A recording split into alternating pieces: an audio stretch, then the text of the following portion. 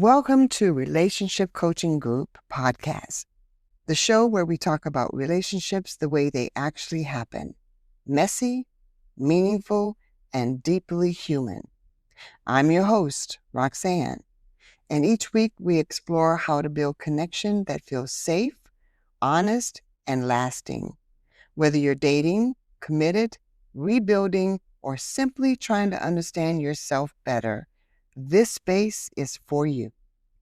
We'll talk about communication that brings you closer instead of pushing you apart, how to express your needs without guilt, how to listen without losing yourself, and how to create partnerships rooted in respect, not just chemistry. Because great relationships don't just happen, they are built with intention, courage, and the willingness to grow. Let's get into it. And before we do, I want to introduce you to my dear friend and co-host. And we just call him the Professor. Welcome, Professor. Well, thank you for having me. I'm looking forward to this. Is this going to be one of those things where you don't tell me what we're going to discuss? You're going to throw me under the bus? Well, I won't throw you under the bus, but I will give you a little push. All right, let's get into this. I'm looking forward to this one. Yes. And to start off, we're going to just let's just see what we're seeing today in relationships. What are you seeing, Professor? Oh, relationships have changed a lot over the years. When you look at couples today, they don't interact. They don't communicate. And when they do communicate, they don't communicate in a way that each person can understand. Dialogue is off. Body language is off. All those things. But communication, understanding, direction. And I kind of see that. I understand where you're going, and I do see couples still wanting to be. They want to be couples. They want to be engaged in a relationship, but they still want to kind of like do their own thing. and it kind of pulls it apart because you may have one partner who really is dedicated to that relationship, and then you have the other partner that wants to just still be free, but say, I'm in a relationship. But they go out, they want to expose themselves even on what we're seeing on social media.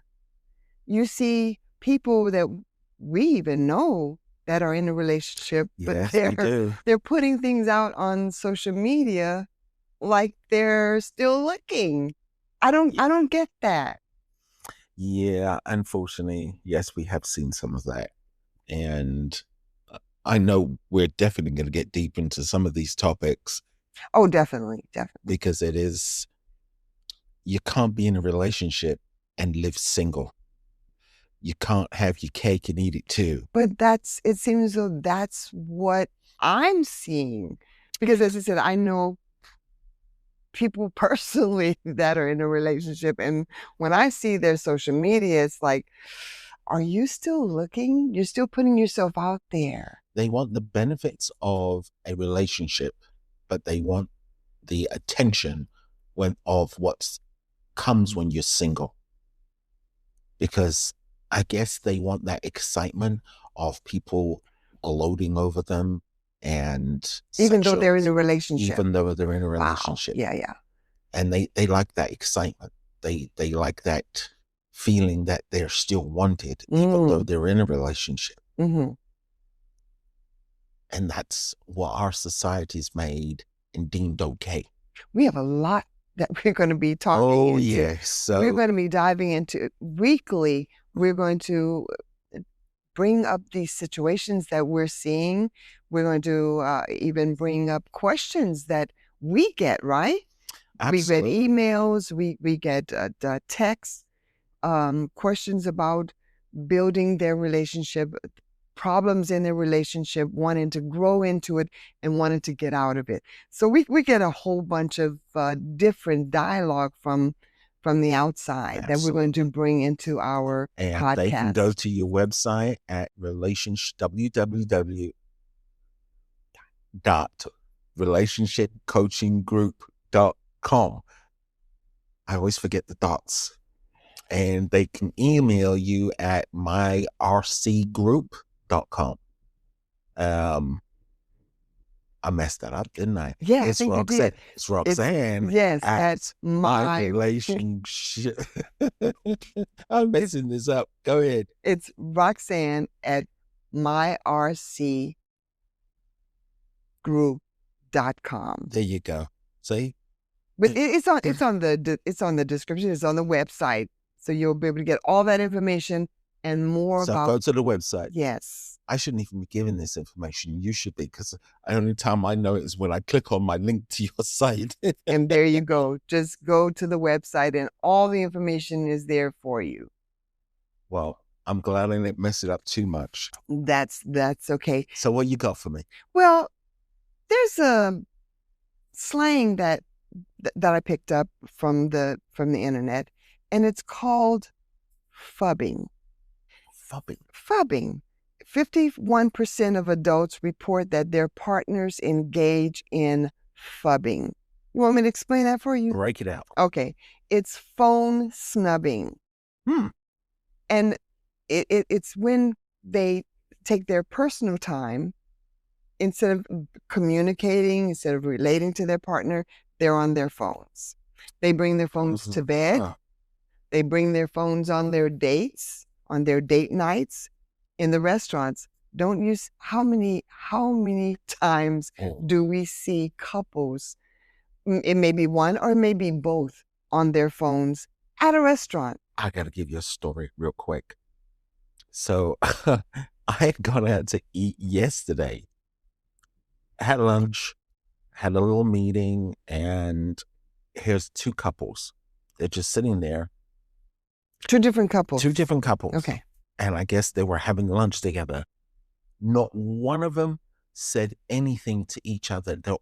All four of them are on their phones. Now, these are two separate tables, or they're together at one table. Okay. 4 people at one table. Wow. I don't know if they're couples, but 4 people at one table, and nobody communicated with each other. It wasn't until the bill come that they're all, how much do I owe? How much do I owe? That was it. And I watched the whole thing unfold. So yeah, that is a big thing. Fubbing. I really had to dive into that because it is so common, but I didn't know there was a term for it. Phone snubbing, and they call it fubbing. I love it. Yeah, and I see that too when I go to restaurants, or even people just walking down the street to get they should be together, but they're walking, maybe holding the hand and phone in the other hand. Yes. Scrolling. I've seen as they're walking in restaurants. Yes, it's I think that's a big issue too, because I've also gotten a lot of email and just communication from people who are complaining that they don't communicate because their partner's on the phone instead of having an intimate time in the bedroom. One of them are on the phone. And I'm sorry, what's more important, having sex with your partner or being on your phone? Well, we know the answer to that, but doesn't make sense. but nowadays it seems as though phone is taking over being intimate with your partner, and because you can have an intimate time at dinner time, and they're on the phone. That's a time for intimate conversation and just relating to your partner. But it's very, very common now. I've actually told people that we've gone and had dinner or something and they're on their phone, and I don't have a problem saying, do you mind? I'm here with you. Mm-hmm. Whether it's a meeting or friends, don't have a problem telling them, put the phone away, put it on silent. Right. You know, because I didn't come to spend time with somebody and they're on their phone. Yeah. And there's the invention of the smartphone was a fantastic thing, but it also has become a bad thing because we rely on it so much. I'm guilty that I've relied on my cell phone so much. I leave out the house and I forgot my phone and I'm panicking. Well, yeah, that's a big thing. You don't walk out the door because that is the communication, your Right. instrument to But we have communicate. to know when to put it away. Yeah. Especially in a relationship. Yes. And sometimes even older couples have gotten into that habit of Bad habit. Yes, of Bad habit. engaging in fubbing. So I hope we get to spend more time on this because I know this is a big thing because I've actually coached clients that being on their phone has been a big thing. yeah, it's becoming it's a problem for a lot, and I think that and we will touch base, and I'm sure I'll be getting a lot of email. Oh, I'm sure. About this, and that's okay. We will address it. We will address it. Yeah, because when you spend time on, well, the moment you get home, your phone should be put on vibrate, unless you're expecting a call from your boss or something. But your phone should be on vibrate, and your time should be given to your family, your husband, your wife, whoever it is, and it should be with them because you're home. Yeah. There's times where I don't even answer my phone, and I have people saying to me, "I've been texting you." Yeah, I'm home. Yeah. Even you've texted me and I don't respond to you right away, and you're like, "Did you not get my text?" Right. Yeah, Right. I'm Right. at home. Right. Right. And same with you. I'll text you and you'll say to me, "Well, I'm at home." Yeah. Because And we know that home is peaceful. right. And I may glance at my phone, and if it's something important, because I do have family and friends, and if it's something important, I do address it. But generally, I want, and this is another thing we're going to talk about: screen-free days. I've talked to clients about screen-free I have days, where it may be a Sunday where you don't. But isn't it crazy how touchy that subject is? Oh, it is. I It get is. so defensive when you talk about screen-free days. Yeah.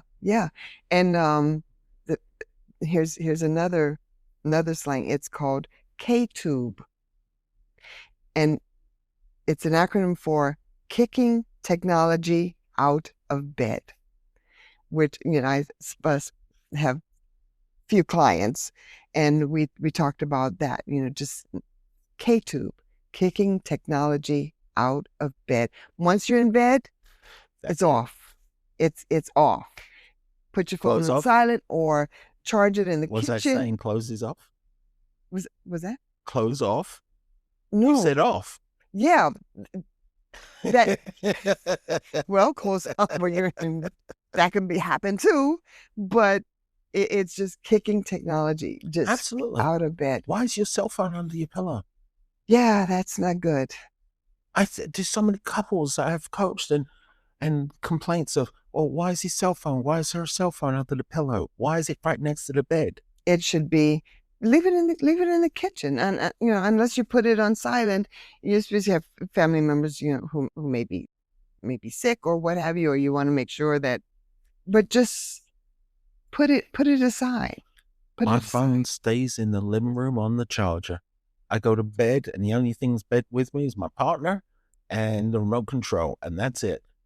Remote control. Yeah, for the TV. Oh my goodness. Okay. I watch a little TV before I go to bed. Okay. She's already snoring. Oh, okay. Well, that works. But we are going to dive into all the so many more topics, because as I said, I'm sure we're going to get a lot of email, and we're going to bring in the questions that we're getting from email, from the website, and bring it out into the open and elaborate on it, and answer a lot of these questions that we're getting from our clients, from the email, and just from people that we meet out on the street. Yeah. And if you want to be a guest on the show, let us know. We'd love to hear your story. Definitely, definitely. Now, am I going to be invited back? Of course. Good, 'cause I'm looking forward Of to. course. You got some great subjects that I'm looking forward to covering. Definitely, You know, definitely. We definitely want to hear your input. Yeah, I love this. You know, that this is a very near and dear topic to me. And because I've seen so many relationships destroyed by lack of communication, trust, and that cell phone plays a huge part. Oh, yes, yes, yes. Oh, I mean, we can get into that all day, especially when people go snooping when in their Oh, partners. yes. Oh, we won't even start there because that's another topic we're going to dive into. Snooping into your partner's cell phone. And thank you for being a part of the Relationship Coaching Group community. You'll find us at www.relationshipcoachinggroup.com, and you can email me at roxanne@myrcgroup.com. And until Monday, speak your needs clearly, listen without interrupting, and remember, you're not alone. Together, we got this.